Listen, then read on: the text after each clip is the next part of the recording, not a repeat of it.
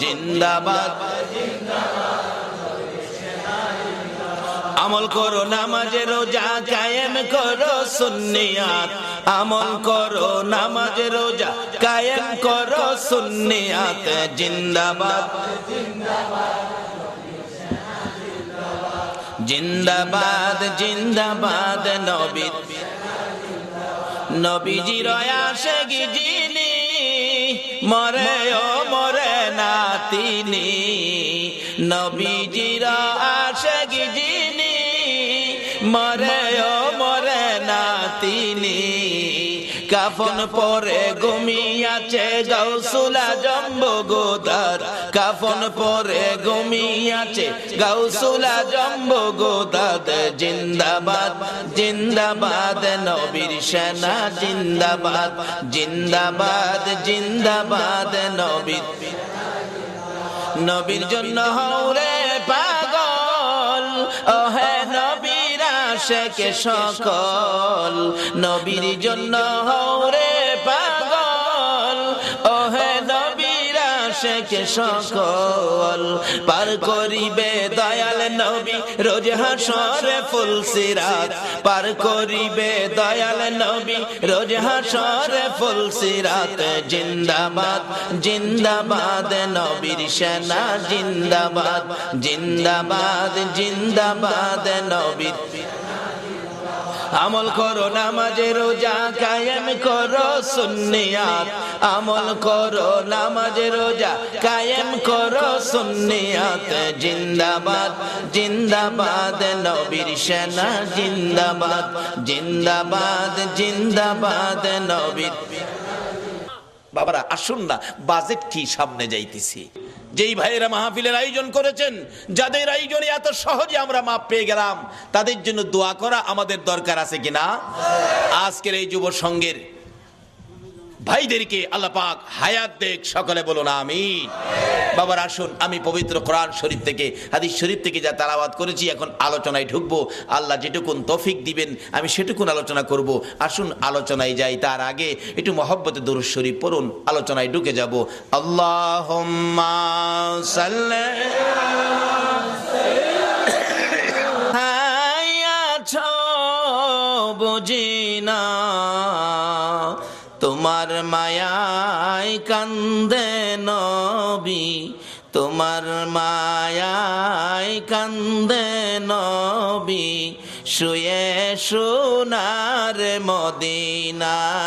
আল্লাহুম্মা সাল্লি সাইয়্যিদিনা মাওলানা মুহাম্মদ ওয়া আলা আলি সাইয়্যিদিনা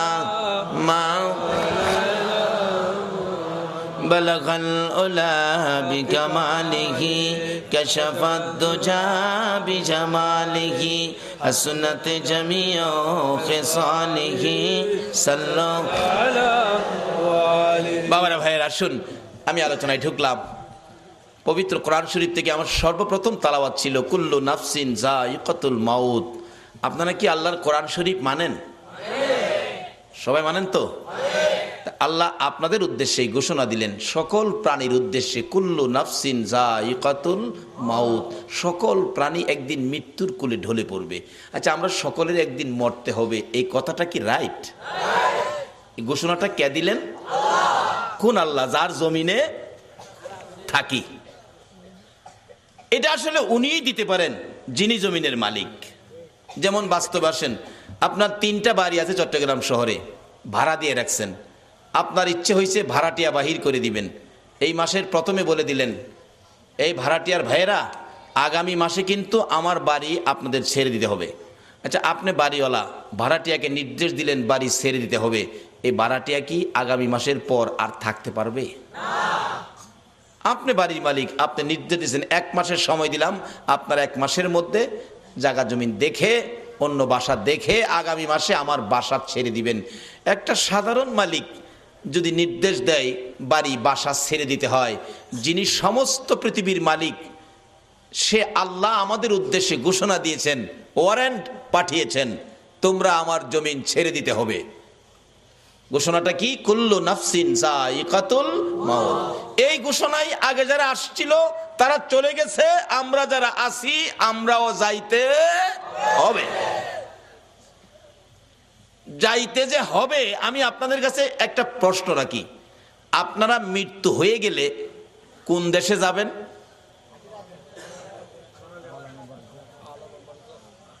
কবরে যাবেন না?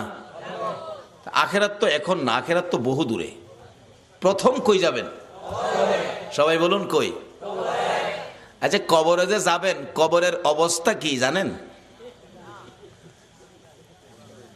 আমি যে বললাম দুইটা লাইন আছে, একটা লাইনে যদি কবরে যাইতে পারেন তাইলে কবরে পাবেন খাউন। খাউন কোরআন শরীফে বলছে আল্লাহ, বাল আহিয়াউন ইনদা রাব্বিহিম ইরযাকুন।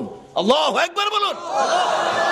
একটা লাইনে কবরে গেলে পাইবেন খাউন, আর একটা লাইনে কবরে গেলে পাবেন আগুন।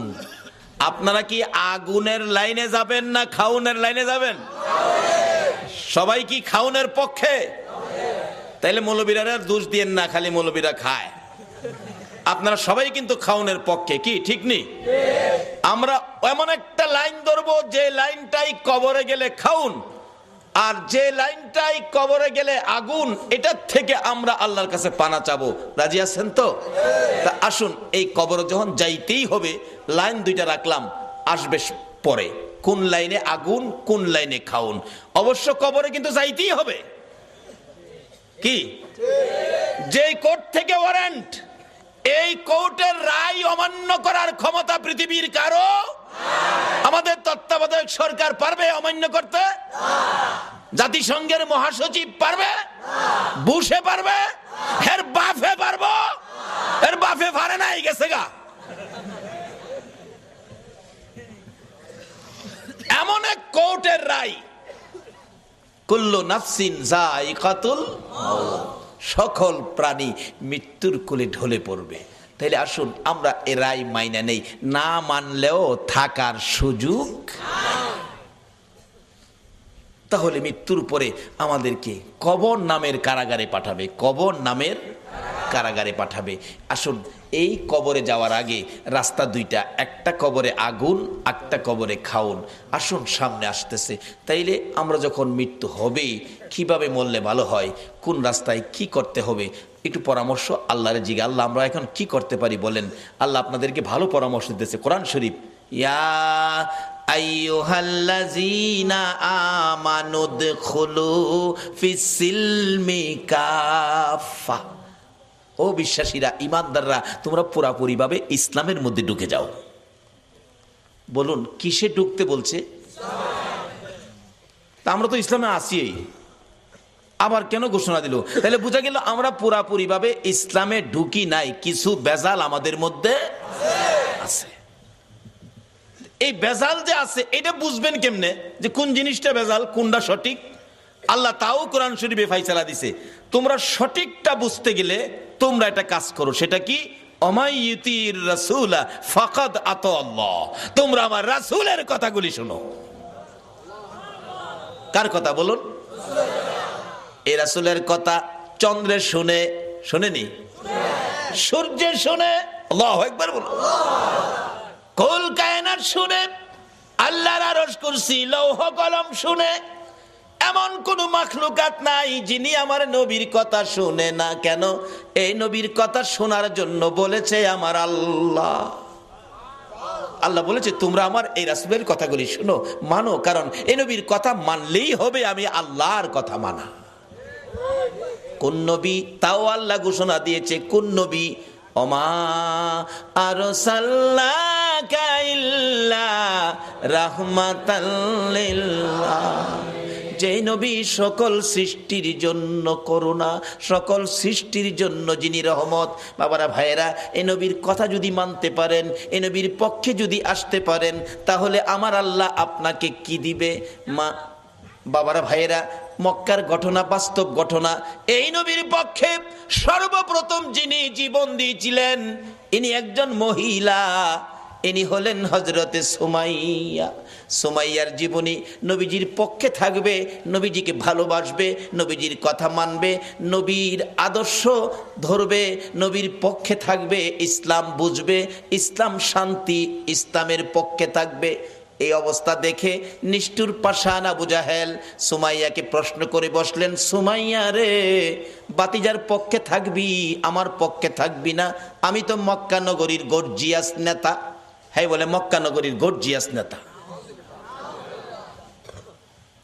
সুমাইয়া ডাকে, ও মা বোনেরা শোনো, তোমাদের মতো একটা মহিলা নবীর পক্ষ ধরে জীবনে কি রোজগার করেছে? রে আবু জাহেল, তোমার কথা মানার জন্য আমার আল্লাহ বলে নাই, কিন্তু তোমার ভাতিজার কথা মানার জন্য আল্লাহ বলেছে। আপনারা কি আল্লাহর কথা মানতেন না? সুমাইয়া কই, মুখে মুখে কথা বলে দিলাম আবু জাহেল, তোর কথা শুনবো না, আমি আমার নবীজির কথা শুনবো। আবু জাহেল বলেন, এত বড় দুঃসাহস কারো তো নাই এই মক্কা নগরীতে।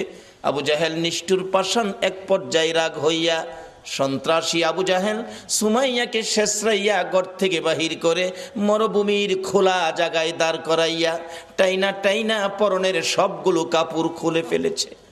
যে কাপড়টা খোলা যায় না, টাইনা টাইনা ছিঁড়ে ফেলেছে।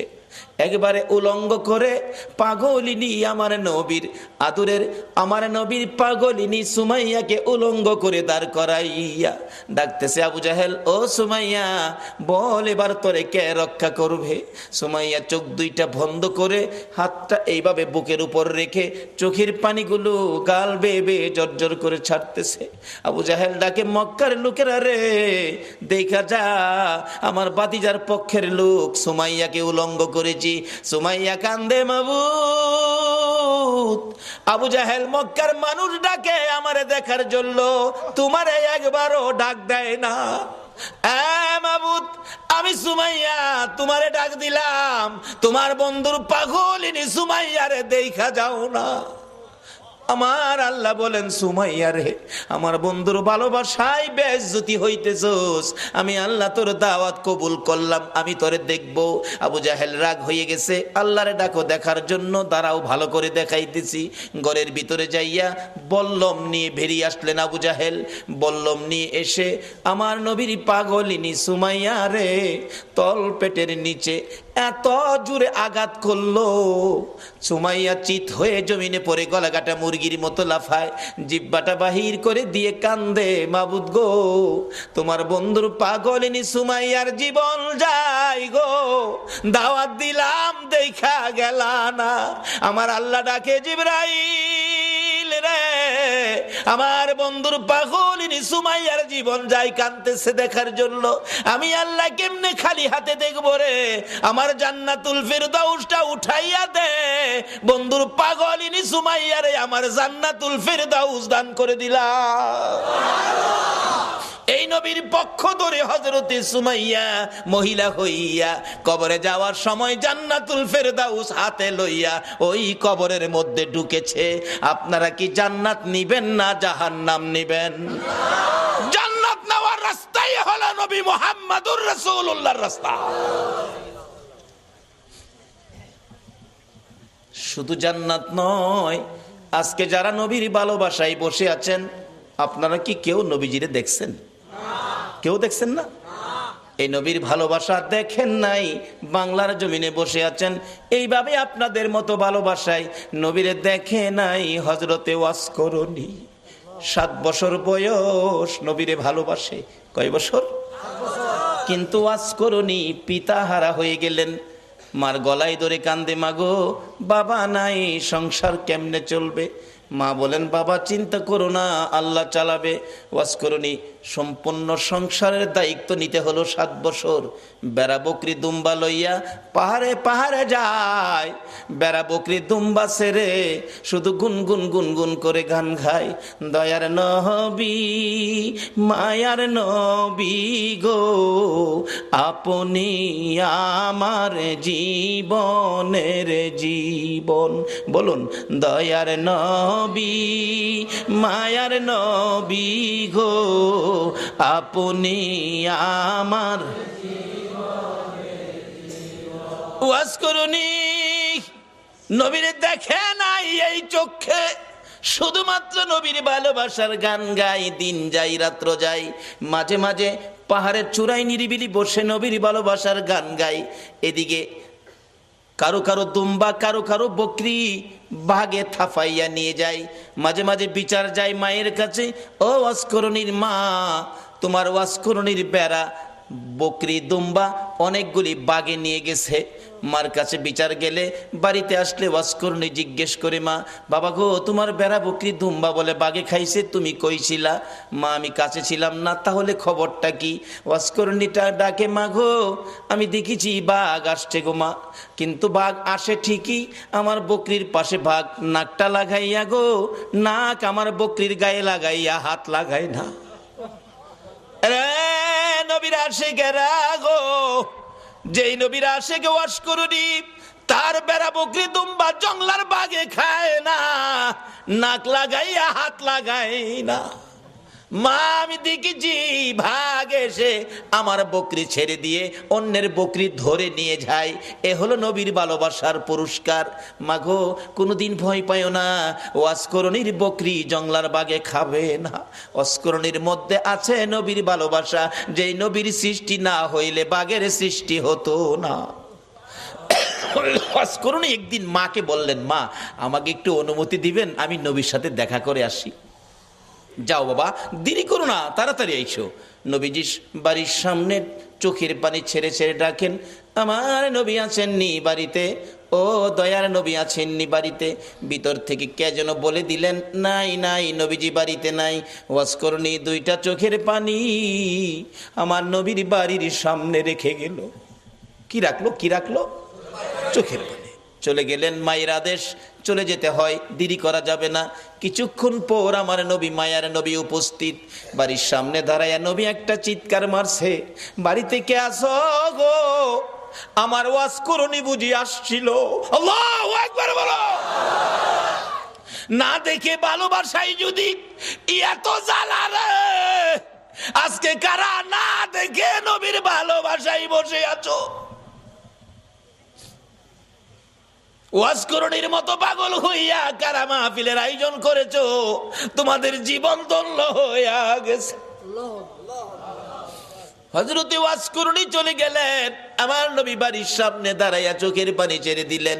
তোরা কে, কোথায় রে? আমার ওয়াসকরণী আসছিল, তোরা বসতে দিলি না। লোকেরা বলেন, হুজুর কেমনে জানেন আসছিল?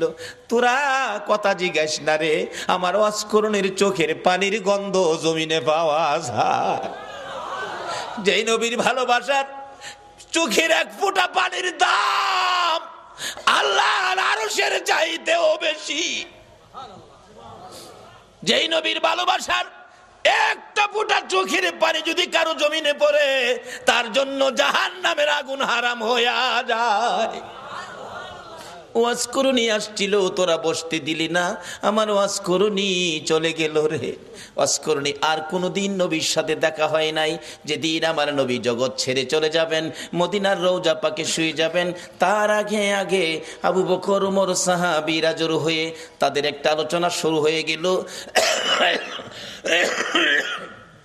আমার নবী দুনিয়ার থেকে বিদায় হলে নবীজির জুব্বা মুবারক নিশ্চয়ই আবু বকর পাবে। আবু বকর আমার নবীকে বড় ভালোবাসতেন। আরেকজন বলেন না, আবু বকর পাবে না, সম্ভবত মেয়ের জামাই হযরতে আলী রাদিয়াল্লাহু তাআলা আনহু পাবেন। আরেকজন বলেন না, উমর পাইতে পারেন। আরেকজন বলেন উসমান গনি বহু টাকা খরচ করেন, বহু দান করেন, নবীর ভালোবাসায় উসমান গনি পাবেন। এইভাবে আলোচনা শুরু হলে অনেকে মিলে আমার নবী উপস্থিত। কি নিয়ে তোমরা আলোচনা সমালোচনায় বসেছো? হুজুর ভাবতেছিলাম আপনার বিদায় পরে আপনার জুব্বা মুবারক ভাগি জানি কে হয়ে যায়। আমরা কেউ ভাবছি ওমর পাবে, কেউ ভাবছি আবু বকর পাবে, কেউ ভাবছে উসমান গনি পাবে, কেউ ভাবছে হযরত আলী পাবে। আমার নবী দুইটা চোখের পানি জর্জর করে ছেড়ে দিয়ে কান্দে, সাহাবীরা রে আমার জুব্বা মুবারক তোমরা কেউ পাবি না, আমার জুব্বা পাবে আমার ওয়াজ করণী রে। সাহাবীরা একজন আরেকজনের দিকে তাকাই, এটা আবার কোন শব্দ নবীজি ব্যবহার করলেন? ওয়াজ করণী নামে কোনোদিন কাউরে আমরা দেখি নাই। কে সেই ব্যক্তি? জীবনে কোনোদিন আসতে দেখি নাই, আমাদের সাথেও দেখা হয় নাই। এটা কেমন পাগল রে, জীবনে দেখা নাই, জুব্বা পেয়ে গেল। আমার ওয়াজ করণী যদি নবীর ভালোবাসায় জীবনে দেখা নাই, নবীর জুব্বা পেতে পারে। আমার মন বলে আজকে যারা মিলাদুন নবীর আয়োজন করে এই নবীর ভালোবাসায় বসে আছো গো, আপনাদের সঙ্গে আমার নবীর স্বপ্নের দিদার হইয়া যাবে। আল্লাহ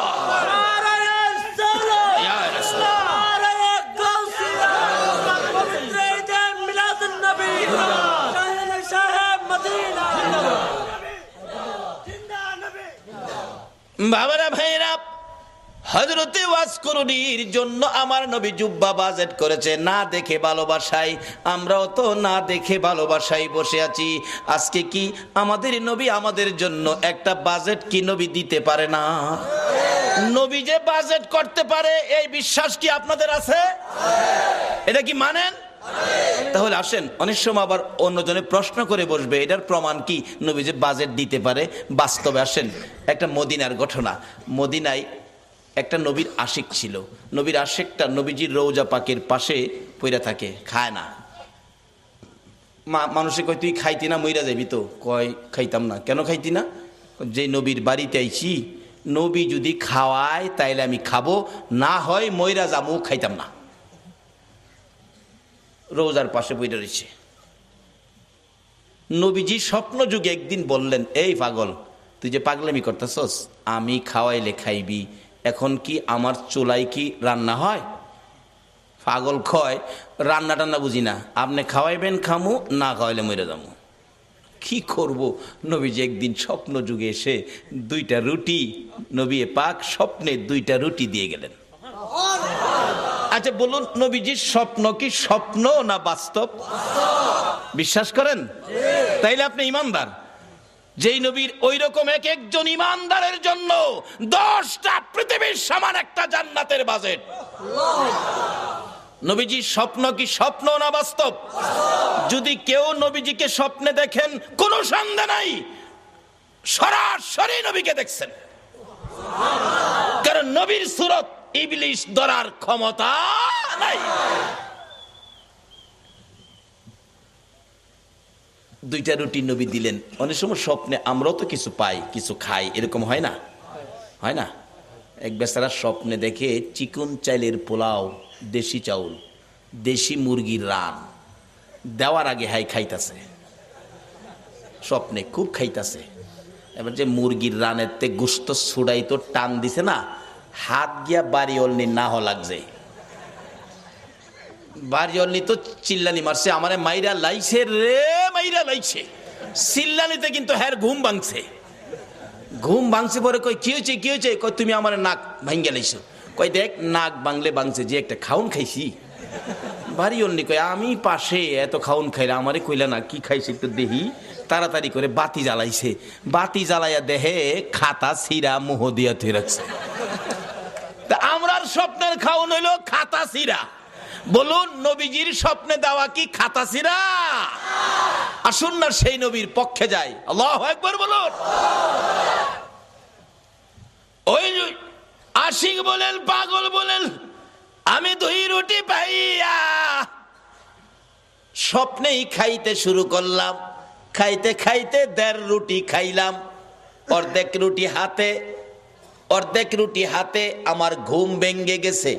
ঘুম ভাঙ্গার পরেও দেখি আল্লাহর কসম, নবীর দেওয়া স্বপ্নের রুটির 1.5 রুটি খাওয়ার পর অর্ধেক রুটি এখনো আমার হাতের মধ্যে আছে।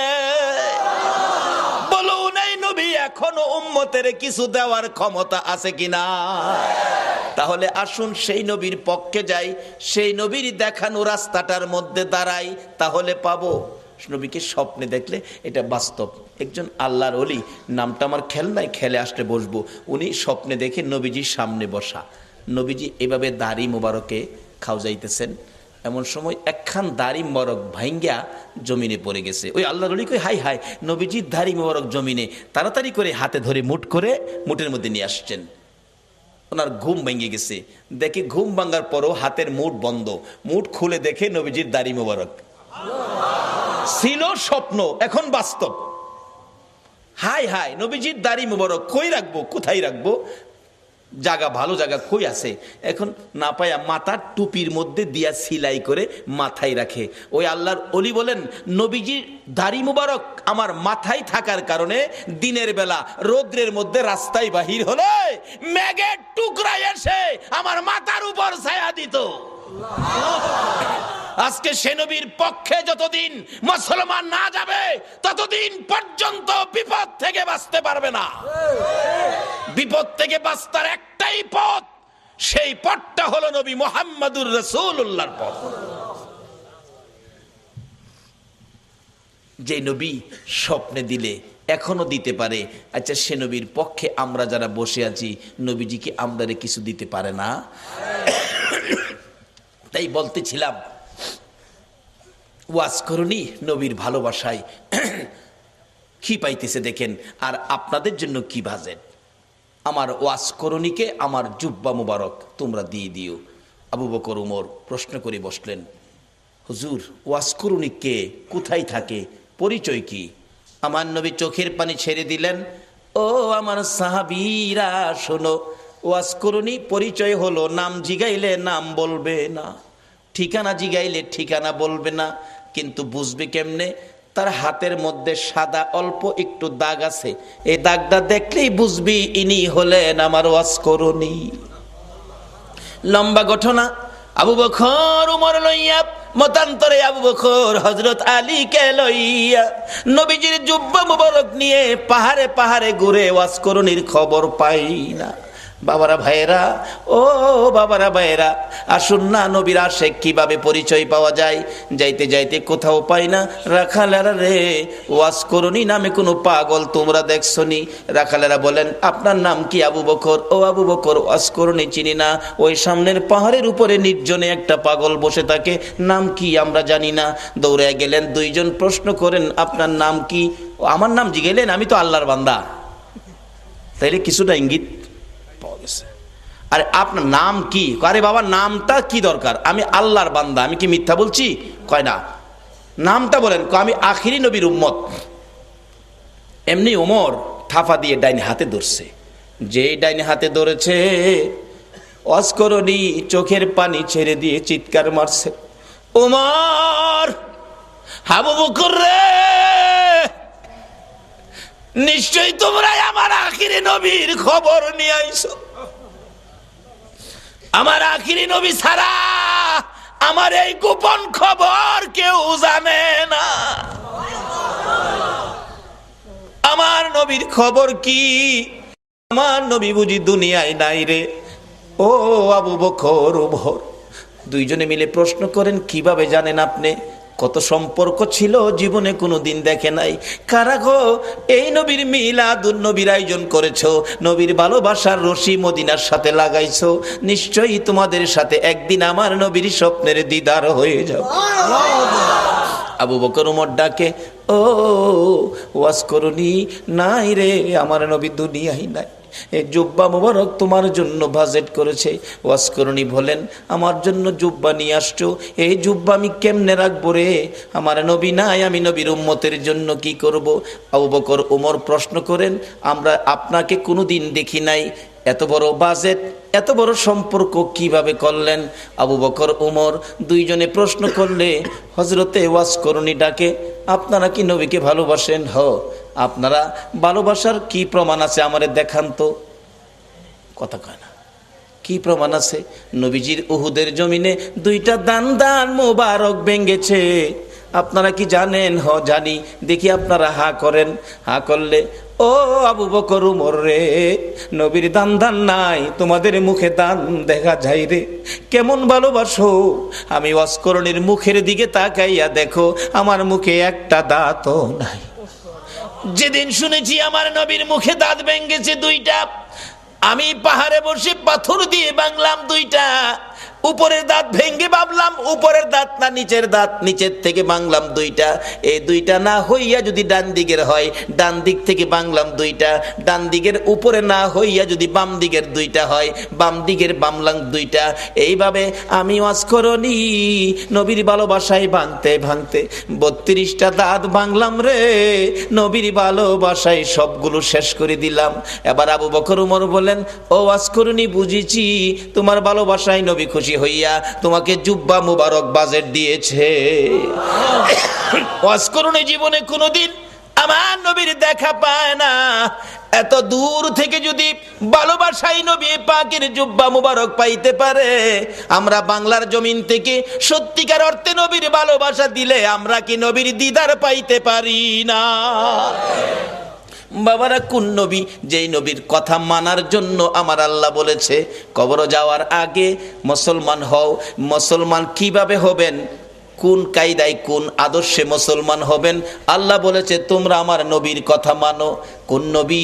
যেই নবী সকল সৃষ্টির জন্য রহমত। এখন এই নবীর কথা আপনারা মানা দরকার আছে কিনা? তাহলে কবরে গিয়া পাইবেন খাউন, আর যদি না মানেন কবরে গিয়া পাইবেন আগুন। কিভাবে আগুন, কিভাবে খাউন? আসুন আমি অল্প সময়ের মধ্যে এটা শেষ করতেছি, আপনাদের কষ্ট হইতাছে না তো? খাউন আর আগুন। নবীর কথা মানলে খাউন, না মানলে আগুন। মানলে আবু বকর, না মানলে আবু জাহেল। মানলে জান্নাতি, না মানলে দুজুকি। সহজ ওয়াজ। নবীর কথা মানবেন। আল্লাহ বলছে, আল্লাহর কথা রাইখা নবীর কথা মানতে রাজি আছেন? তো নবীজি একটা চিঠি নবীর পক্ষ থেকে আসছে আমাদের কাছে। নবীর একটা চিঠি আপনাদের সামনে দিলাম। প্রথম চিঠিটা হলো কাফা বিল মাউতি ওয়াইজান। রাসূল বলছে একটা ওয়াজ যথেষ্ট, তুমি তোমার মৃত্যুর কথাটা স্মরণ করো। আচ্ছা, আমরা যে মরতে হবে এই কথাটা কি রাইট? আল্লাহ তো বলছে, নবীও বলতেছে। আচ্ছা, মরার পরে যে কবরে যাবেন, কবরের জন্য কি কোনো রোজগার করছেন? বাড়ি গাড়ি কত কিছু করলেন, এগুলি যে রোজগার করে বাড়ি টাড়ি করলেন, কবরে যে যাবেন কবরের রোজগার কি লইছেন? বাবারে, যত সয় সম্পদ আছে, ময়রা দেখেন না, ময়রা দেখেন, যত সয় সম্পদ আছে আপনার মৃত্যুর পরে আপনার ছেলে মেয়েরা বাট করে নিয়ে যাবে, আপনারে একটা টাকাও দিবে না। ময়রা দেখেন না, এও তো কথা যে ময়রা আবার সাম কেমনে, এও তো কতই। আসুন তাহলে একটা বাস্তবতায় যাই। এক বেচারা ময়রা দেখছেন, এক বেচারা শুনছে কবরে গেলে আযাব হইব। হ্যাঁ কই, একদিন ময়রা দেহি কবরে গিয়া, জীবিত বেড়া কবরে গেছে, নিজেই কবর কইরা রাত্রে কবরের উপরে দিয়ে ছানি দিয়া ভিতরে বই রইছে, কি আযাব হয় দেখতো। তে ওয়ারেন্টের আসামি ধরতে পুলিশ যাইতেছিল, দারগা সাহেব যাইতেছে, দুই পুলিশ লইয়া এই যে রাস্তার কিনারে ফাও গেছে গা এই হের কবরের ভিতরে গেছে, পরে এমনি আমজাদা ধরছে। পুলিশ ডাকতেছে, স্যার স্যার বিপদ দি, কি হয়েছে? টর্চ লাইট লই আইন। টর্চ দেহে বাঙ্গা কবর ফাও গেছে, দেহে ভিতরে এক বেড়া বসা। হেরে মাথার চুলো ধরে টেন্ডা শেষরায় তুলছে। কিরে কি? স্যার কবর বলে আযাব হইব। মৌলবীরা কয় এর লেগে কবর বসলাম, দেখলাম কি আযাব হয়। কই আযাব নাই তো, খালি পুলিশে ভাড়া মারে।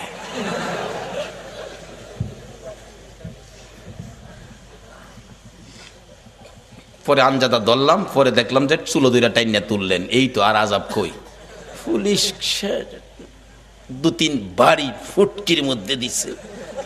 ফাতলামি করতে আর জায়গা ফাস্তা যা বাড়ি। সকালবেলা মানুষ দেখছি মৌলবীরা যে কই কবর আযাব দেখেছি, ফইলা এক পুলিশে ভাড়া মারে। পরে আরেকটাই চুলো দুইটা টাইনা তুলে, আরেকটাই দুইটা ফুটকিত বাড়ি দেয়। এরপরে যা বাড়ি এহেন আযাব। আচ্ছা, আসলে কি কবর আযাব এটা? এই বেটা মরার আগে মইরা দেখছি। ও যুবক, কবরের আযাব পাকিস্তানের ঘটনা। 91 সনে মাসিক পত্রিকার খবর, একটা যুবক মৃত্যু হলে পীর দুহা কবরস্থানে তাকে দাফন করার জন্য কবর কুড়ে লাশ নিয়ে গেছে, যা দেখে কবরটা বন্ধ হয়ে গেছে। অর্থাৎ কবরে বুঝাইতেছে তোর মতো পাপীকে আমি রাখবো না। 91 সনের মাসিক পত্রিকার। ইমাম সাহেব ছিলেন আল্লাহর ওলি মানুষ। আল্লাহর ওলি আসনা দেশে? এখন তো ওলিদের মর্যাদা নাই, এখন ওলির দরকার পড়ে না, এখন ওলির কোনো প্রয়োজন পড়ে না। যে যুগ পড়ছে। আবার মাঝে মাঝে দিহি পরে যখন বন্যায় সারা দেশ পানির নিচে নাইগা, তখন দেখছি রেডিও সেন্টারে গান দেয়, ওলি আল্লাহর বাংলাদেশ, কয় না, শহীদ গাজীর বাংলাদেশ, তাদের হস্তে রহম করুন আল্লাহ। এই লজ্জা করে না তাদের হস্তে তাদের দোয়ায় যে দাও? বিপদে বললে বুঝি ওলি দরকার পড়ে, এরপরে ওলি লাগে না।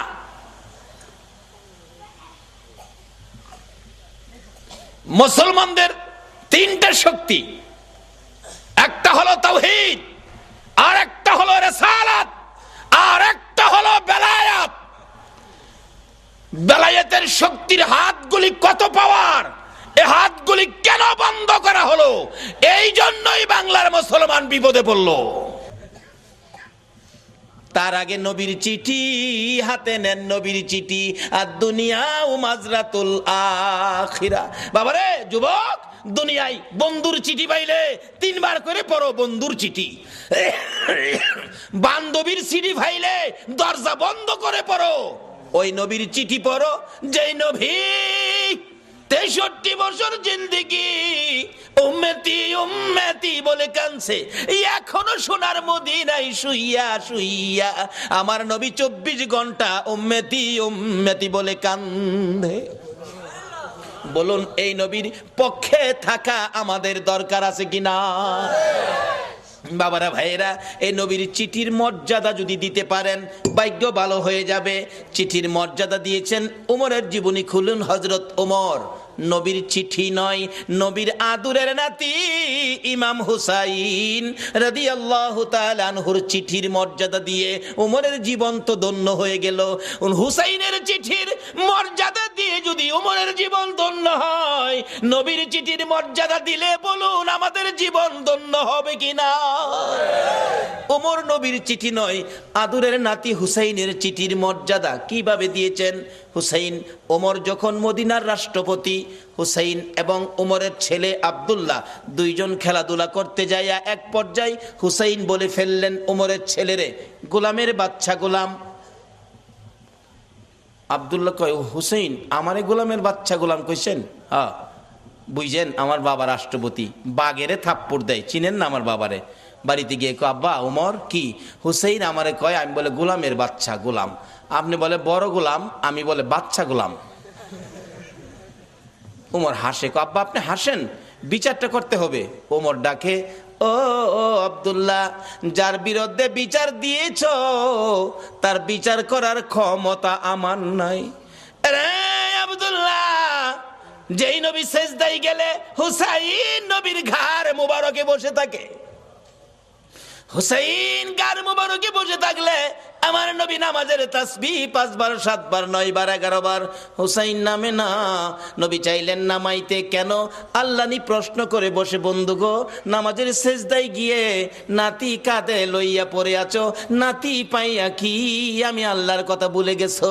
চাইছিলেন গাট থেকে নামাবেন, এমনি সময় আমার আল্লাহ বলেন, জিবরাইল রে, আমার বন্ধুর কানে খবর দে, হুসাইন আমার বন্ধুর ঘাড়ে বসা আছে, আমি আল্লাহর কাছে বড় ভালো লাগে, যতক্ষণ পর্যন্ত হুসাইন ইচ্ছা করে না নামবে রে, ততক্ষণ পর্যন্ত যেন আমার বন্ধু সেজদায় পড়ে থাকে।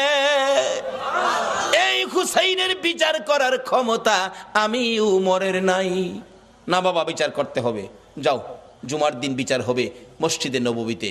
ওমর রাষ্ট্রপতি মিম্বরে উঠে ঘোষণা দিলেন, হুসাইন আছেন? হ্যাঁ। আমার ছেলেরে গোলামের বাচ্চা গোলাম কইছেন? হ্যাঁ কইছি। তা আমি তো রাষ্ট্রপতি, আমি তো কোনো গোলাম না, আমারও গোলাম কইলেন, ছেলেরে বাচ্চা গোলাম কইলেন, কই গোলামি করলাম? ও ইমাম হুসাইন আঙ্গুল ইশারা করে বলে, ওমর আমার সামনে বড় কথা কইেন না, আপনি কি আমার নানার গোলামি করেন নাই?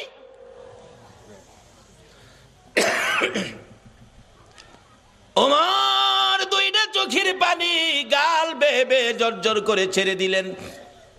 মসজিদে নববীর মুসল্লিরা রে, তোমরা কি শুনেছ হুসাইন আমাকে কি বলছে? শুনেছি। আমি বলে নবীর গোলামি করেছি? হ্যাঁ। হুসাইন পারবেননি এই কথাটা কাগজে লিখে দিতে? পারবো, আমি দেখছি যেটা পারবো না। আমার নানার গোলামি করেছে ওমর, তাই ওমরের ছেলেরে গোলামের বাচ্চা গোলাম গালি দিলাম। ওমর এই চিঠিখানি হাতে লইয়া ডাকে, মসজিদে নববীর মুসল্লিরা রে, আমি নবীর গোলামি করেছি, প্রমাণ দিয়েছে ইমাম হুসাইন, আমি ওমর আর কোথাও কোনো ভয় করি না।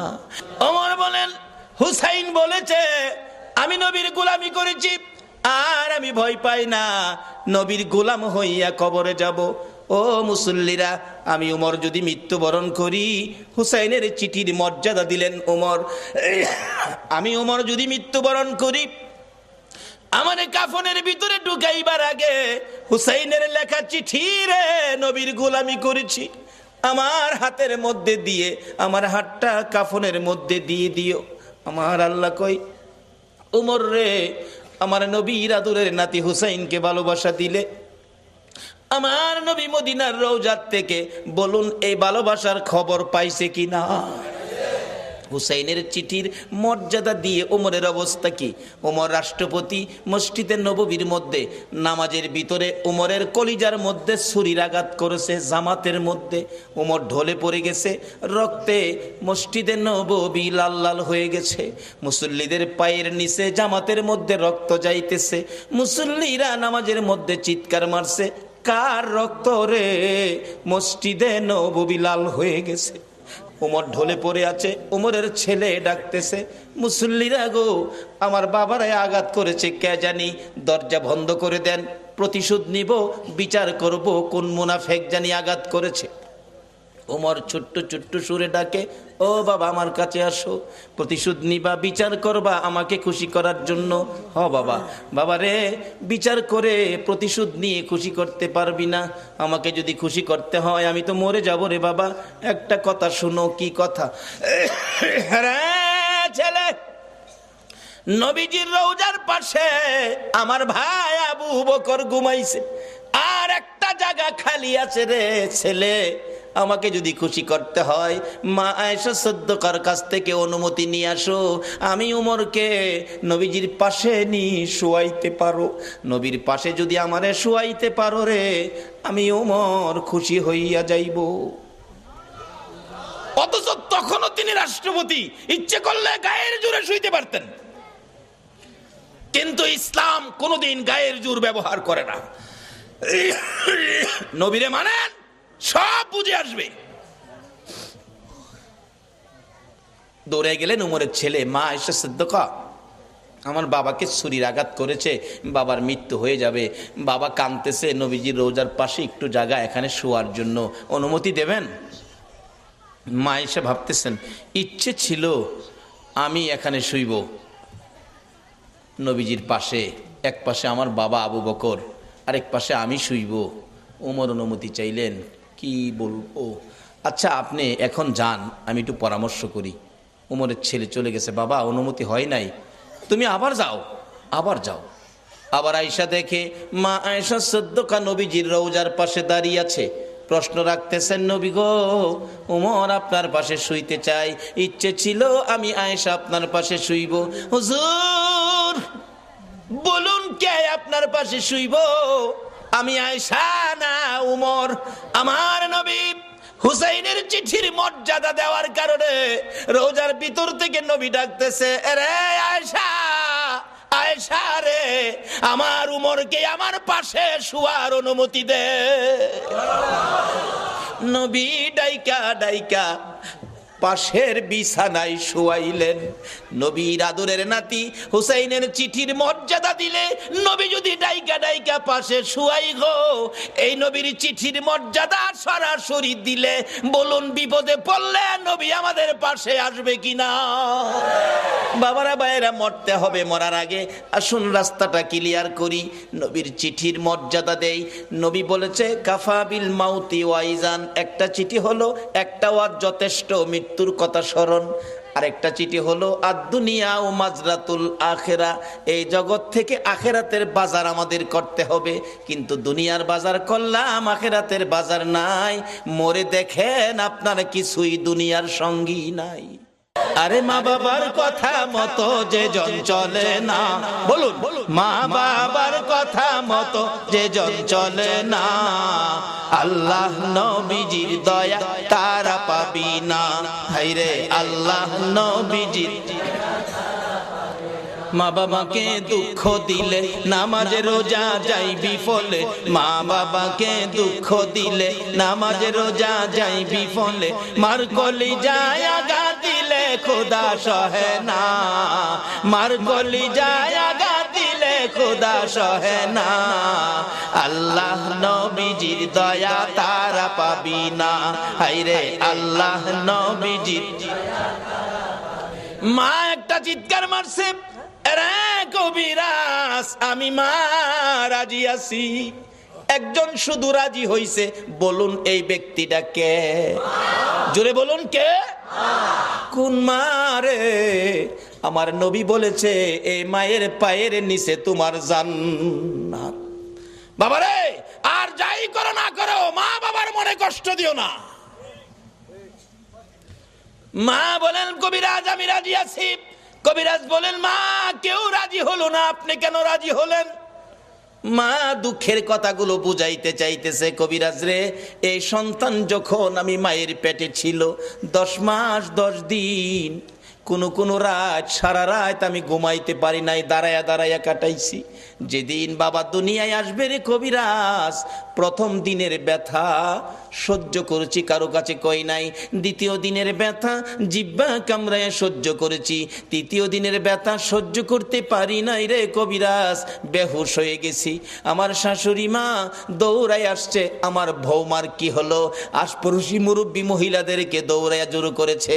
মহিলারা বলছে ভয় পায়েন না, অন্য কিছু না, আপনার বৌমার সন্তানাদি হবে। তাহলে তোমরা আমার বৌমার মাথায় পানি দাও গো, আমার বৌমা বেহুশ হয়ে গেছে।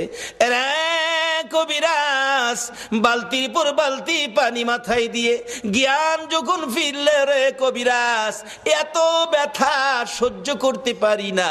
আমি মুরব্বী মহিলাদেরকে বলেছিলাম সন্তানের প্রসব এত ব্যথা আমি আগে জানি না গো মা। ও মুরব্বী মা মহিলারা আমার একটা দাও দাও, নিজের গলা নিজে কাইটা মৃত্যুবরণ করি, সহ্য করতে পারি না। দেখলাম মহিলারা দাও জাতীয় সবগুলো জিনিস ঘরের বাইরে ফালাইয়া দরজা বন্ধ করে দিয়েছে। আবার বলেছিলাম মহিলারা গো আমার 2 টাকার বিষ কিনা দাও গো, সন্তানের প্রসবের এত ব্যথা আমি আগে জানি না। কবিরাজ মহিলার আমার মাথায় হাত বুলাইয়া বুলাইয়া বলছে মা পাগলামি করিস না, সন্তানের প্রসব এই ব্যথার কষ্ট আমরাও করেছি, সন্তানের মা হইলে এই কষ্ট করতে হবে রে মা। আল্লাহরে ডাকো, আল্লাহ আল্লাহ করো। এক একটা ডাক মারতাম রে কবিরাজ, ব্যথায়ও সহ্য হইয়া আল্লাহ গো কইয়া। এই ডাকগুলি যখন শুনে আমার আল্লাহ আরশে বসে বাজেট দিয়ে দিলেন। ফেরেশতারা রে যেই মা প্রসব ব্যথার যন্ত্রণায় আমার আল্লাহ গো কইয়া ডাক মারে রে, এক একটা ডাকের বিনিময় এক একটা কবুল হজের নেকি আমি আল্লাহ দান করে দিলাম। মার কষ্টের বিনিময় আমার আল্লাহ দেয়, আমরা সন্তানেরা দেই না। বাবারে ভালোবাসতে পারেন নবীকে, মসজিদ বানাইতে পারেন, মাদ্রাসা বানাইতে পারেন, নামাজ পড়তে পারেন, রোজা করতে পারেন, হজ করতে পারেন, যাকাত দিতে পারেন, মুফতি মুহাদ্দিস মুফাসসির হইতে পারেন, মক্কা মদিনার ইমাম সাহেব যদি হয়ে যাও, এই মা বাবারে যদি কষ্ট দাও গো আমার নবীর সুপারিশ নসিব হবে না। নবীর ভালোবাসার সাথে এই সম্পদগুলো পরিষ্কার রাখুন, মা বাবার সাথে সম্পর্ক ভালো রাখুন। আসলে মা আপন, নবীজি বলে গেছে মার পায়ের নিচে জান্নাত, যার পায়ের নিচে জান্নাত এর চেয়ে দামি মানুষ পৃথিবীতে আর নাই। এই মার দাম নাই, এই মার ইজ্জত নাই, এই মার কদর নাই, এই মার সম্মান নাই। তাহলে রোজগার কি করেছেন? নবীর চিঠি বাড়িতে নেন। নবী বলেছে আর দুনিয়া ও মাজরাতুল আখেরা, দুনিয়াটা আখেরাতের বাজার। বাবারে কবর সামনে, কার জানি কবে ডাক আসে। একটা কবরে রোজগার করে যাবেন, কবর গেলে পাইবেন খাউন, আর একটা কবরে যাবেন পাইবেন আগুন। 2টা পক্ষ, আগুনের পক্ষ আর খাউনের পক্ষ, এটাই হবে আমার শেষ কথা। আগুনের পক্ষ একজন নবীজির সাহাবীর জীবনী বদর প্রান্তরের উপর দিয়ে যাচ্ছিল, দেখে একটা বিশাল ব্যক্তি, সারা শরীরে আগুন দাউ দাউ করে জ্বলতেছে, হাতের মধ্যে আগুনের বেরি, গলার মধ্যে আগুনের জিঞ্জিল, পায়ের মধ্যে আগুনের জিঞ্জিল, দুইজনে ধরে রাখছে, আগুনের লাঠি দিয়া মারতেছে বদর প্রান্তরে। ওই লোকটাকে দেখে ডাকতেছে, ভাই আমার এক গ্লাস পানি দাও, আগুনে পুড়ে আমার সব ছাই ছাই হয়ে গেছে। ওই দুইজন লোক বলতেছে, চলে যাও, পানি দিও না। নবীজির সামনে হাজির, ইয়া রাসূলুল্লাহ, বদর প্রান্তরের উপর দিয়ে আসতেছিলাম, এই ঘটনা দেখলাম, ব্যাপারটা কি, ঘটনাটা কি? নবীজি বলেন, শোনো, যারে দেখছো কবর থেকে আগুনের ধাও ধাও করে পুড়তেছে, যারে দেখছো এই লোকটাই হলো আবু জাহেল। আগুনের জিঞ্জিল বাঁধা যারা ধরে রাখছে তারা হলো ফেরেশতা, আগুনের ডান্ডা দিয়ে মারতেছে, তারা শাস্তি দিতেছে। এইভাবে শাস্তি চিরকাল তার হবে কবরের মধ্যে। এই আগুন দাউ দাউ করে জ্বলবে। আমার কাছে পানি চাইছিল, পানি দিতে নিষেধ করলো, তার কপালে পানি নাই, পানি কোনোদিন সে পাবে না। নবীর পক্ষ নেয় না বিদায়, আবু জাহেলের কবরে আগুন। আর আপনারা যারা নবীর পক্ষ নিলেন, নবীর পক্ষে কবর গেলে কি এটাই হবে শেষ কথা? আমার নবীর একজন আদুরের ভালোবাসার সাহাবী ছিলেন, মদিনার ঘটনা। যেই সাহাবীটার নাম কিতাবে আসছে আসওয়াদ, আরবি হলো আসওয়াদ, বাংলা হলো কালো, কালামিয়া। নবীজি একদিন ডাকে, আসওয়াদ বিয়ে করছো? জি না হুজুর। বিয়ে করবি? হুজুর বিয়ে করুম, যে আমি তো কালো, কেউ পছন্দ করে না। নবী বলেন, আমি তোমার বিয়ের ব্যবস্থা করব। আচ্ছা, নবীর পক্ষে গেলে বলুন, নবী বিয়ের ব্যবস্থা করবে না? আমি ব্যবস্থা করব। হুজুর আপনি করবেন? আচ্ছা ঠিক আছে। নবীজি একটা চিঠি লিখছে, আসওয়াদ এই নাও, এই চিঠিটা মদিনার বড় বাড়িটা আছে না, বড় বাড়ির মালিকের হাতে দিও। বড় বাড়ির মালিক যায় দেখে বাড়ির সামনে বসা, আসসালামু আলাইকুম চাচা। ওয়ালাইকুম সালাম ভাতিজা। নবীজি চিঠি পাঠাইছে। আরে বলো কি, বসাতে দাঁড়ায় গেছে। নবীর চিঠি খুলে দেখে লেখা, তোমার সুন্দরী মেয়েটাকে আমার কালো সাহাবীর কাছে বিয়ে দিয়ে দাও, ইতি রাহমাতাল লিল আলামিন। চুমা খাইয়া বুকে লাগাইছে, হাই হাই কি ভাগ্য, নবী চিঠি পাঠাইছে, আমার সুন্দরী মেয়েটাকে কালো সাহাবীর কাছে বিয়ে দিতাম। কিতাব লেখে মেয়েটা এত সুন্দরী ছিল, মদিনার মধ্যে এর চেয়ে সুন্দর কোনো মেয়ে ছিল না। এই জন্য মদিনার মানুষ তারে মদিনার হুর কইয়া ডাকতো। কিতাবে আসছে হুরে মদিনা। এই নবীর পক্ষ ধরুন, কে বসে আছো নবীর পক্ষে, কার সেই নসিব? চিন্তা করতেছে, সাহাবিটা লেখলো কালো, মেয়েটা সুন্দর, কালো। নবীজি লেখছে, মানতে হবে। ছেলেটা যে কালো, কেমন কালো জানি, চায়া দেখতেছে ভালো করে, চায়া দেহে, আরে বাবা রে, একবারে জাহাজ মার্কা। আসলে এমন কালোই ছিল, এখনো মদিনায় কালো বংশের লোক আছে, গেলে দেখতে পারবেন। আসওয়াদ জি, কালো, আমি একটু মেয়ের সাথে পরামর্শ করলে ভালো হয়, নবীজি পাঠাইছে। বাবা তুমি এখন যাও, তোমার আমি পরে জানাবো, মানে মেয়ের সাথে পরামর্শ করব। যুবক যাইতেছে, আসওয়াদ মনটা কষ্ট, মাথা চুলকায়, হুজুর কইছিলাম না, ওই তো না, মানে পছন্দ করে না। আল্লাহ কো, আসওয়াদ রে, আরে যেই নবী আঙ্গুলি ইশারা করলে আকাশের চাঁদ দুই টুকরা হয়, আর এই নবীর লেখা চিঠি বিফল যাইতে পারে না। আজকে যারা নবীর পক্ষে বসে আছেন, আপনাদের এই কষ্ট বিফল যাইতে পারে না। আমি আবদার করব, এই কষ্টের বিনিময় আল্লাহ যেন নবীর স্বপ্নের দিদার নসিব করে দেয়। মনটা কষ্ট। আল্লাহ কয় না, হবে না, ব্যবস্থা করতেছি। মহিলার মধ্যে আল্লাহ পাক রহম দিলেন, মহিলা দৌড়ায় এসে সুন্দরী মেয়ে। বাবা যুবক আসছিল কালো, খুশি, মনটা কষ্ট যাইতেছে, ব্যাপার কি? মা এই যে নবী চিঠি পাঠাইছে, তোমার বিয়ের প্রস্তাব, কালো ছেলে, ভাবলাম তুমি রাজি হও কিনা, এই জন্য বিদায় দিলাম। মেয়েটার চিঠিটা হাতে নিয়ে চুমা খাইয়া বুকে লাগাইয়া ডাকে, বাবা এত নিষ্ঠুর কেমনে হইলা গো, যেই নবীর কথা মানার জন্য আমার আল্লাহ বলেছে, এই নবীর কথা আমার বিয়ের প্রস্তাব বাবা আমি কালো আর সুন্দর বুঝি না, আমি নবীর কথা মানি রে। ও সোনার বাংলার ভাইয়েরা, মা বোনেরা, যে ইয়াসরিব নামের পাথর আর বালুর দেশ, এই নবীর কথা মাইনা নবীর ভালোবাসা দিয়ে যাইয়া দেখো সোনার মদিনা হইয়া গেছে। আজকে সোনার বাংলা নাম দিয়ে নবীর ভালোবাসা দিতে পারলাম না বিদায় সোনার মানুষ হইতে পারলাম না। মদিনার মহিলারা পর্যন্ত আমার নবীরে কত ভালোবাসে। নবী জীবনী, নবী যুদ্ধে রওনা হলেন, একজন মহিলা 6 মাসের একটা বাচ্চা ছেলে কোলে লইয়া রাস্তায় দাঁড়াইয়া দাঁড়াইয়া কান্দে। আমার নবী বলেন, মহিলারে বাচ্চা কোলে লইয়া কান্দো, ব্যাপার কি হুজুর? মহিলারা যুদ্ধে যাওয়া নিষেধ হয়ে গেছে, আমার আর কেউ নাই গো, আপনার পক্ষে কারে আমি যুদ্ধে দিব? ও মা বোনেরা, তোমার কোন সন্তান এই মাহফিল কমিটির সদস্য গো? তোমার ভাগ্য ভালো, ওই মদিনার মহিলা নবীর পক্ষে দেওয়ার জন্য কুলের সন্তান লইয়া দাঁড়াইয়া রইছে। আজকে কোন মায়ের সন্তান এই মিলাদুন নবীর কমিটির সদস্য হয়েছে? মাগো তোমার জীবন ধন্য। হুজুর আমার এই ছেলেটাকে যুদ্ধের ময়দানে নিয়ে যান, আমার আর কেউ নাই, কাকে আপনার পক্ষে দিব? নবীজি হাসে, এ কি বললা তুমি? 6 মাসের শিশু, সে কি যুদ্ধ করতে পারবে, তীর মারতে পারবে? এবার ডাকতেছে মহিলাটা, হুজুর জানি সে পারবে না, কিন্তু আমার মনে বড় দুঃখ, না জানি নবীর গায়ে কেউ আঘাত করে গো নবী, আমার ছেলেটারে নিয়ে যান, তীর যদি মারতে নাও পারে, আমার মন বলে কাফের বেঈমানেরা যদি আপনার দিকে লক্ষ্য করে তীর মারে গো নবী, এই তীরগুলো আপনার গায়ে লাগার আগে আগে আমার ছেলেটারে তীরের সামনে তুলে ধরে রাখবে। তীর খাইয়া আমার 6 মাসের ছেলে দুনিয়ার থেকে বিদায় হয়ে যাবে, আমি মায়ের কোনো দুঃখ থাকবে না, কিন্তু রাসূলের গায়ে যেন আঘাত না লাগে। মদিনার মহিলারা পর্যন্ত এইভাবে আমার নবীরে ভালোবাসতেন। আজকে ইয়াসরিব নামের পাথরের দেশ সোনার মদিনা হয়ে গেছে।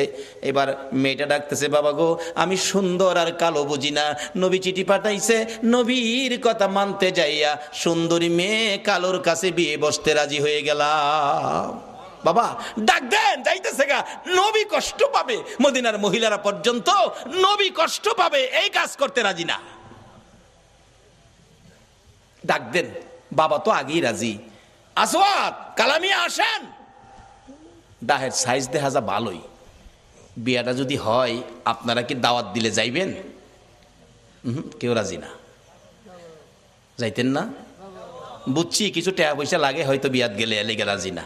আরে এই বিয়ার টাকা লাগতো না, রাজি কিনা কন? যাওন লাগতো না, বিয়া হয়ে গেছে।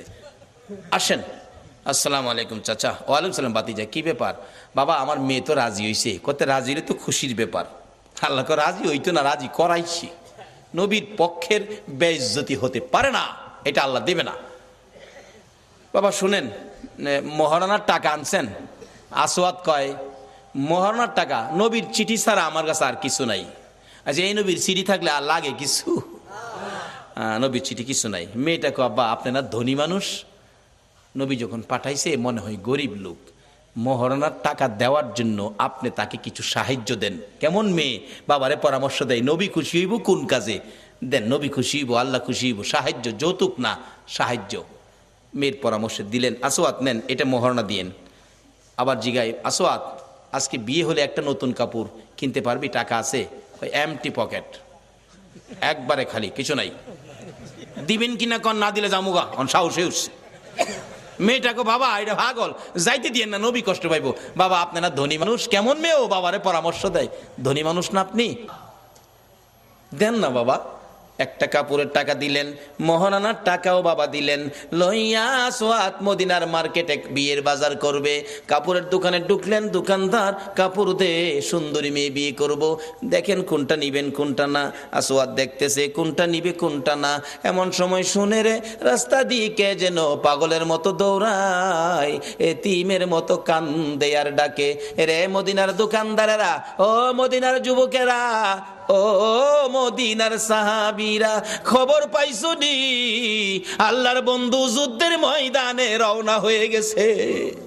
এমনি সময় যুবকেরা দৌড়াইয়া বাড়িতে গিয়ে যুদ্ধের পোশাক পরে তরবারি হাতে মার পায়ে সালাম করতেছে, মা গো বিদায় দাও গো মা।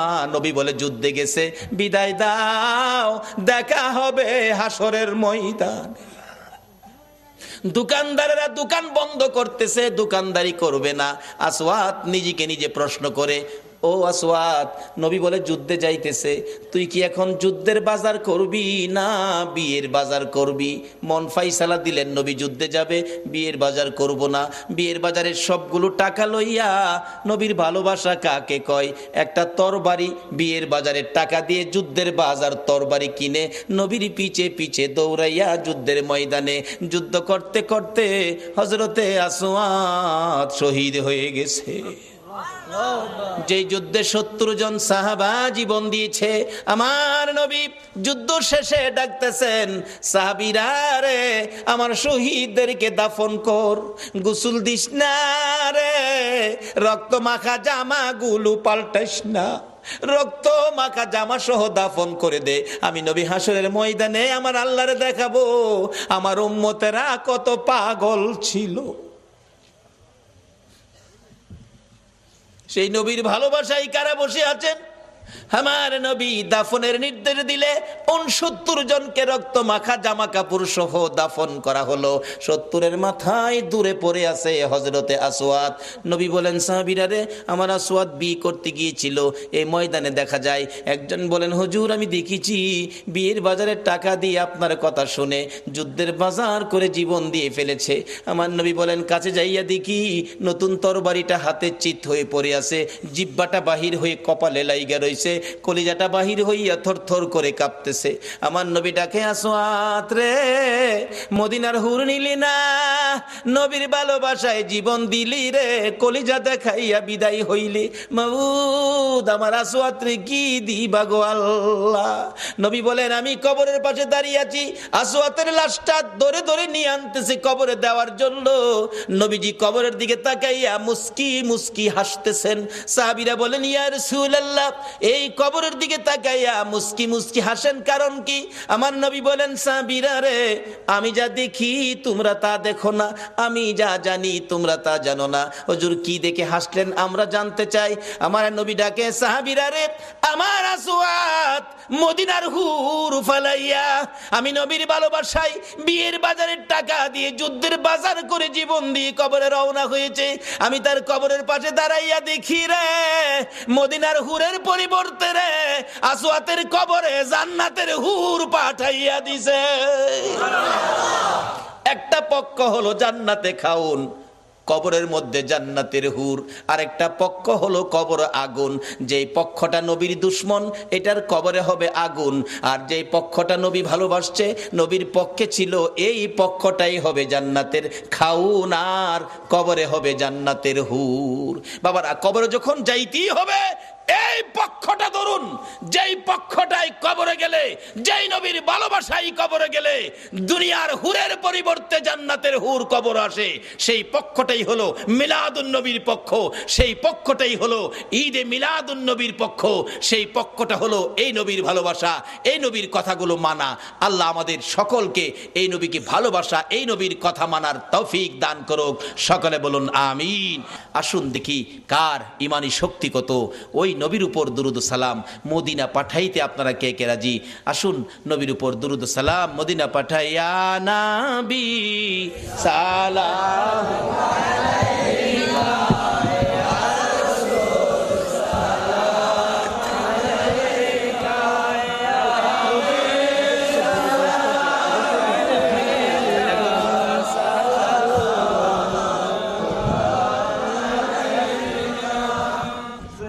ইয়া রাসূল সালাম আলাইকা ইয়া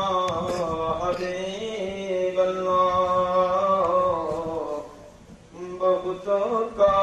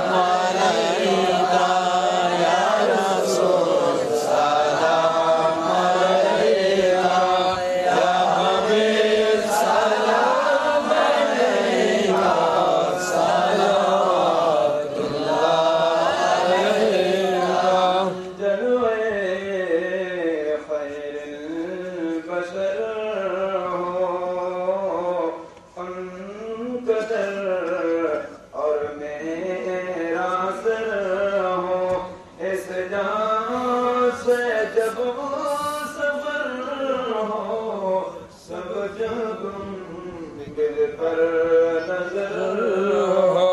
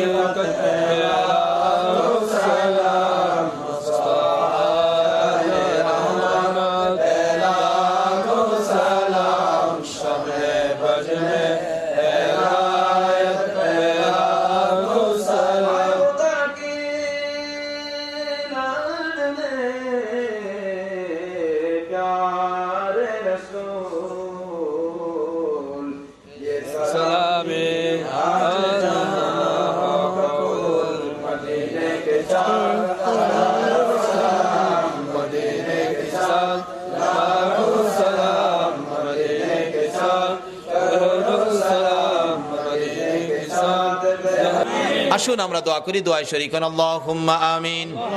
রব্বানা যালামনা আনফুসানা ওয়া ইল্লাম তাগফির লানা ওয়া তারহামনা লানাকুনান্না মিনাল খাসিরিন। রাব্বিরহামহুমা কামা রাব্বায়ানি সাগীরা। রব্বুল আলামিন জান্নাতের বাগানে বসে জান্নাতি মেহমান লইয়া তুমি যার প্রেমে সব বানাইছো, ওই নবীর আশেক পাগল লইয়া বাংলার জমিন থেকে দুরুদ ও সালাম মদিনা পাঠাইছি গো আল্লাহ। আমাদের দুরুদ ও সালাম গুলো পাখির মতো উড়াইয়া উড়াইয়া দয়ার নবী মায়ার নবীর রওজা আতহারে পৌঁছাইয়া দাও আল্লাহ গো। মিলাদুন নবীর উসিলাই, আজকের মাহফিলের উসিলাই, দুরুদ ও সালামের উসিলাই আমরা যারা হাত বাড়াইছি আমাদের তামাম জিন্দিগির গুনাহগুলো ক্ষমা করে দাও। মাবুদ, জানি দুনিয়ায় থাকবো না, আমাদের আগে যারা আসছিল সবাই বিদায় হয়ে গেছে, কবে জানি আমরা বিদায় হয়ে যাই। জানি পৃথিবীতে থাকবো না, তারপরেও শয়তানের দোকাই পড়ে দুনিয়ার মায়াই পড়ে যত গুনাহ করেছি সবগুলো গুনাহ এই মাহফিলের উসিলাই মাফ করে দাও আল্লাহ গো। মাফ যদি না করো, কবে জানি মৌতের চিঠি দিয়ে আজরাইল পাঠাইয়া দাও, কবে জানি কার বিছানা খালি হইয়া যায়, কবে জানি বড় বাড়ি বড় ঘর সুন্দর বিছানার থেকে চারজনে দৌড়ে দৌড়ে টাইনা টাইনা বাহির করবে। উঠানের কিনারে পর্দা টানাইয়া উত্তর দিকে মাথা দিয়ে শুয়াইয়া নাকে কানে তুলা লাগাইয়া রে বড়ি পাতার গরম পানির জীবনের শেষ গোসল করাবে। আদুরের সন্তানেরা বারিন্দায় দাঁড়ায়া দাঁড়ায়া ডাকবে, বাবা গো পর্দার ভিতরে কিসের গোসল করো গো বাবা।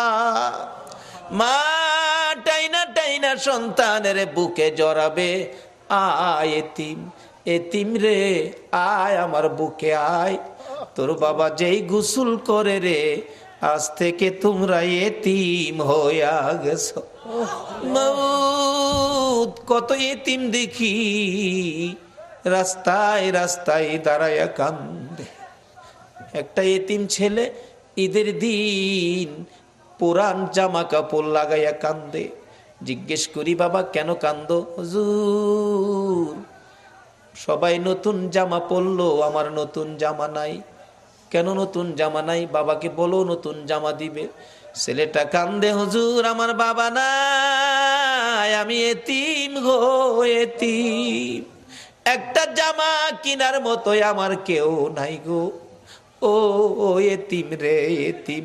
কবে জানি কার সন্তানেরা এতিম হয়ে যায়, কবে জানি কার জীবনের শেষ গোসল, কবে জানি কার জীবনের শেষ পোশাক সাদা কাপড় লাইগা যায়। ওই দিন আসার আগে এ মাহফিলের উসিলায় আমাদের সবাইকে তুমি মাফ করে দাও। আমাদের মধ্যে যারা বিপদে আছে বিপদ থেকে উদ্ধার করে দাও, যারা ঋণগ্রস্ত আছে ঋণ থেকে মুক্ত করে দাও। আল্লাহ গো, ও আমার আল্লাহ, যাদের ছেলে নাই ছেলে দাও, যাদের মেয়ে নাই মেয়ে দাও, যাদের ছেলেও নাই মেয়েও নাই ছেলে মেয়ে দিয়ে তাদের কলিজা ঠান্ডা করে দাও গো আল্লাহ। মাবুদ, আমাদের মধ্যে যারা নামাজি নামাজ কবুল করে নাও, যারা নামাজ পড়ে না নামাজের বুঝ দান করে দাও, যারা ব্যবসা করে ব্যবসায় বরকত দাও, যারা চাকরি করে পদোন্নতি দান করে দাও, যারা গৃহস্থী করে জমির ফসলে বরকত দাও। আল্লাহ গো, যারা মক্কা মদিনা যাওয়ার পাগল, পাখির মতো উড়াইয়া মক্কা আর মদিনা লইয়া যাও গো আল্লাহ। মাবুদ, যারা বিদেশ থাকে সকল বিদেশি ভাইদেরকে হেফাজতে রাখো গো আল্লাহ। যারা বিদেশ যাবে তাদের মনের আশা পুরা করে দাও গো আল্লাহ। খাস করে আজকের মাহফিল কমিটি সোনার ছেলেদেরকে তোমার নবীর পক্ষে কবুল করো গো আল্লাহ। সভাপতি সাহেব, সুযোগ্য চেয়ারম্যান সাহেব এত রাত পর্যন্ত মাহফিলের পক্ষে কষ্ট করেছে, আল্লাহ ওনাকে নেক হায়াত বাড়াইয়া দাও। এই পর্যন্ত যারা মাহফিলে মিলাদুন নবীর পক্ষে কষ্ট করে বসে আছে গো, সবাইকে তোমার নবীর স্বপ্নের দিদার দেখাইয়া দিও গো আল্লাহ। তোমার নবীর স্বপ্নে না দেখাইয়া কারু গায়ে সাদা কাফন লাগাইও না গো আল্লাহ। আল্লাহ মিলাদুন নবীর পক্ষে যারা বসা সকলকে তুমি আফত বিপদ আযাব গজব অ্যাক্সিডেন্ট বা মুসিবত শয়তানের শয়তানি দুশ্মনের দুশ্মনী হইতে বাঁচাইয়া রহমত বরকত শান্তি দ্বারা ভরপুর করে দাও গো আল্লাহ। আল্লাহ খাস করে দোয়ার দরখাস্ত করেছেন, এই মাহফিলে সাহায্য করেছেন প্রবাসী ভাইয়েরা, আল্লাহ যাদের সহযোগিতায় এই মাহফিল কায়েম হয়েছে, আল্লাহ তাদেরকে নেক হায়াত বাড়াইয়া দাও। এই সংগঠনের সদস্য ভাইয়েরা বড় কষ্ট করে নবীর বাগান সাজিয়েছে, আল্লাহ গো এই সদস্য ভাইদেরকে তুমি নেক হায়াত বাড়াইয়া নবীজির প্রেমের মালা গলায় পরাইয়া দাও। আল্লাহ যাদের পিতা মাতা কবরে মাফ করে দাও। আল্লাহ যারা পরীক্ষার্থী পরীক্ষা দিতেছে, মা বাবার মনে বড় আশা রে ছেলে মেয়ে ফাঁস করে বাড়িতে আসবে, আল্লাহ মা বাবার কলিজা ঠান্ডা করে দিও। সকল পরীক্ষার্থী ভাই বোনদেরকে তুমি কামিয়াবি দান করে দিও গো আল্লাহ। ইয়া আল্লাহ খাস করে মাহফিলে যারা স্বেচ্ছাসেবক পরিশ্রম করেছে কষ্ট করেছে, আল্লাহ তাদেরকে নেক হায়াত দাও, নবীর গোলাম হিসাবে কবুল করে নাও গো আল্লাহ। যাদের সহযোগিতা করেছে এই মাহফিলের জন্য, আল্লাহ এই গ্রামবাসী সকলে মিলে তাদের মিলেমিশে থাকার তৌফিক দাও। যারা মাহফিলে কষ্ট করেছে সাহায্য সহযোগিতা করেছে, তাদেরকে তুমি আল্লাহ সব জায়গায় সাহায্য করে দিও গো আল্লাহ।